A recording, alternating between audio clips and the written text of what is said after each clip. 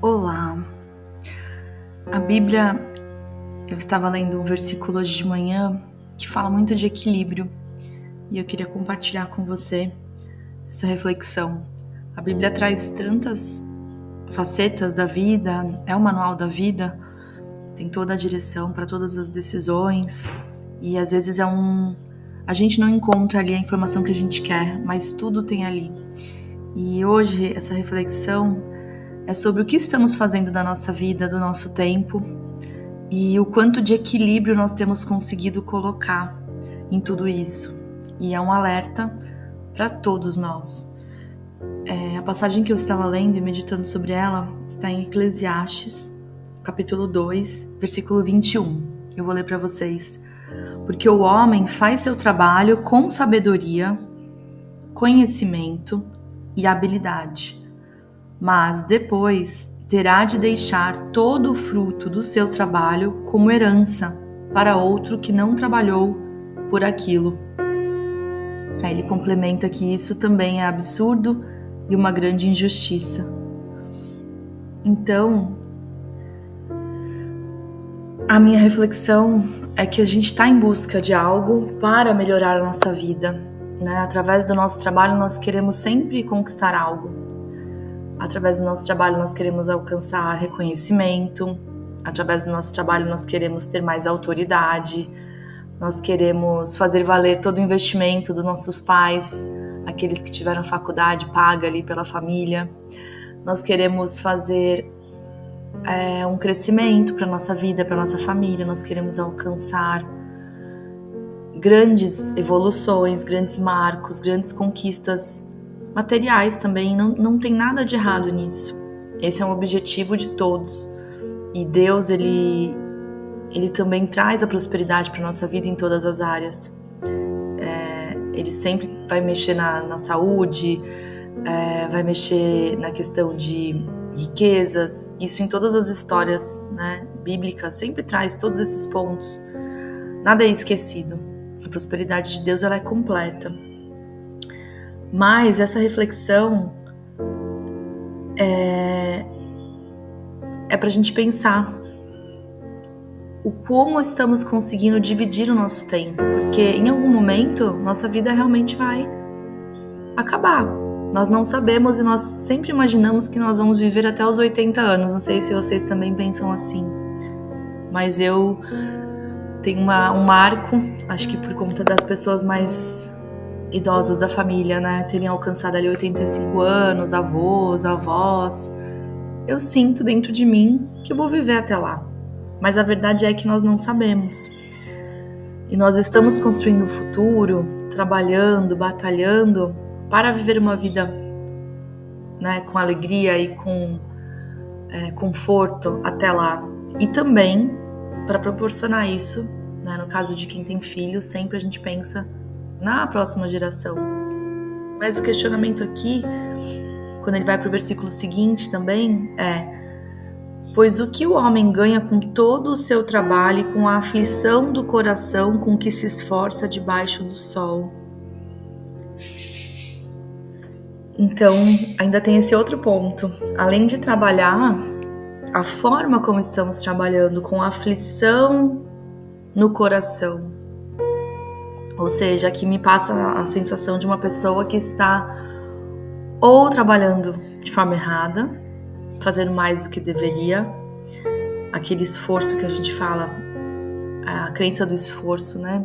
O quanto ela é perigosa, porque às vezes você está ali todos os dias trabalhando e aí você não pensa que não é pelo esforço, mas é pela inteligência. E aí, dando um exemplo que veio na minha mente agora, que pode ser que algum de vocês precise, mas qual que é a diferença então do esforço, de todos os dias acordar cedo, ir trabalhar e fazer o que eu tenho que fazer e voltar para casa? É a gente parar por alguns segundos e analisar o que vai fazer de fato a gente evoluir no nosso trabalho. Primeira coisa, pontualidade. Eu vejo que uma pessoa que não é pontual, ela não se torna confiável em nenhum ambiente, principalmente profissional. Então você percebe que fazer o que lhe é pago, né? Fazer o que é o básico, às vezes não é feito por todos. E ali você tem uma grande oportunidade de se destacar, ser pontual. Primeira coisa. Ser pontual ao acessar o trabalho e ser pontual nas suas entregas no trabalho. Né? Jamais propor uma data e pular e passar essa data. Se possível for, antecipar em um dia. Isso você mostra agilidade, porque quem combinou a data foi você mesmo. Ou seja, a agilidade é você entregar antes. Agora, se você perder o prazo, demonstra irresponsabilidade. Então você entende que não é pelo esforço. Olha quantos detalhes eu estou falando, que tem pessoas muito esforçadas que acabam errando, não são pontuais, não fazem suas entregas na data e, mais do que isso, não se relacionam no trabalho. Ou seja, o esforço pelo esforço, é a crença do esforço. Se eu ficar fechado na minha sala e fazer tudo que eu tenho de planilha hoje, vai dar tudo certo no final. E no final nada dá certo e você não entende o porquê. Às vezes você tem uma oportunidade naquela semana de servir alguém, seja um outro colega no trabalho, seja uma pessoa da empresa, seja um cliente, que não tem nada a ver com a sua área, mas você teve a oportunidade de servir essas pessoas. E servir é mais importante do que o esforço, porque o servir é inteligente. Se existe alguém precisando e eu vou lá e resolvo, soluciono o problema dela, eu estou servindo, eu estou sendo útil nesse lugar. Então, eu entendo que essa aflição do coração é quando a gente também não está fazendo aquilo que a gente poderia, da melhor forma como nós poderíamos. Às vezes a gente está num looping onde a gente não consegue sair, num esforço que não é inteligente, porque o esforço inteligente ele nos dá resultado e ele nos dá satisfação também. Então a conversa aqui é muito mais profunda da gente pensar sobre o nosso trabalho, sobre o que estamos fazendo e se não estamos tendo resultado que gostaríamos, o que podemos fazer de diferente? Ou o que estamos deixando de fazer que é básico, porque estamos com os olhos naquilo que é mais difícil e complicado do nosso trabalho. E aí estamos deixando lá o básico de lado. Quando eu li essa passagem, hoje pela manhã, que o homem, ele vai fazer o seu trabalho com sabedoria, conhecimento e habilidade. Olha que interessante, sabedoria, conhecimento e habilidade. Mas vai ter que deixar todo o resultado depois para pessoas que não tiveram que trabalhar por aquilo tudo. Eu pensei muito se meus filhos vão querer tudo que nós vamos deixar para eles, ou se durante esse tempo de construção eles vão querer fazer parte 100% com a gente de todos os momentos desse processo. E aí deixa de ser um processo meu de trabalhar para gerar algo e passa a ser um processo nosso, onde eles fazem parte, onde eles entendem. E essa é a reflexão que eu trouxe para mim hoje.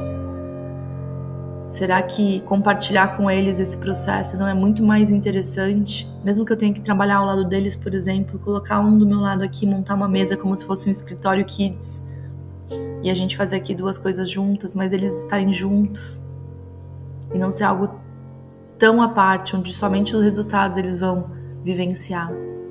Até porque se a gente quer ter resultados muito grandes, por que não fazer a criança participar desse processo? Enxergar o seu empenho, estar com você nessa, se envolver com esse processo do seu trabalho. Enxergando em você a sabedoria, o conhecimento e a habilidade que fala ali.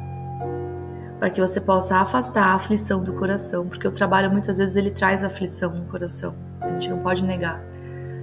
Mas se isso está acontecendo, a gente precisa parar e pensar num esforço inteligente, porque provavelmente nós estamos nos deixando ir em fazer as coisas como todo mundo faz, em não pensar tanto sobre como poderíamos fazer diferente. E esse planejamento, ele é fundamental.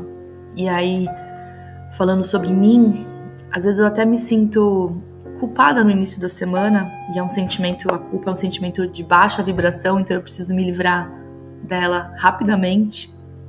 E aqui o podcast ajuda muito nisso. O que eu penso, Nossa, um tempo atrás eu começava a segunda-feira já com reunião logo pela manhã. Eu marcava reuniões pela manhã, acontecia muito de desmarcarem, porque as pessoas também se comprometem na segunda-feira, mas acabam quando chega o dia desistindo ou remarcando ou tendo algum episódio ali, um incidente. Então eu parei, eu simplesmente não ofereço mais esse horário da manhã na segunda-feira para reunião. Eu não tenho certeza, mas eu acredito que seja o único dia e período da minha semana onde eu não faço reunião externa, né, com alguém. Seja um mentorado que já está no programa ou alguém que deseja entrar. Enfim, eu não marco mais horário nesse dia. E o primeiro sentimento é de culpa, mas o segundo, falando aqui com vocês, é muito de preservar a minha vida, preservar esse momento de planejamento, preservar a energia. Ou seja, se eu começar a semana já atuando, como eu vou ter tempo para essa reflexão, para esse planejamento, para esse momento que é tão importante para um esforço inteligente? Sob o olhar de crença do esforço, eu estou ali abaixo da média do que eu já fiz no passado. Mas sob o olhar de um esforço inteligente, eu estou realmente no local certo, na hora certa. Porque eu vou abrir minha agenda e vou começar a estudar ela. Vou começar a fazer toda a parte comercial do meu negócio, que é o que traz oxigênio para nós. Porém, sem aquela pressa, sem essa aflição no coração logo cedo, na segunda-feira de manhã, no início da semana, onde eu estou ditando ali como vai ser a minha semana. Então vocês percebem que até sobre isso, quando a gente tem a chance de montar a nossa agenda, ainda assim a gente coloca uma agenda baseada na crença que nós temos. E qual é a crença que tem te dominado? Qual é a crença que está conduzindo as suas decisões? Existem diversas, existe a crença do não merecimento, existe essa crença do esforço.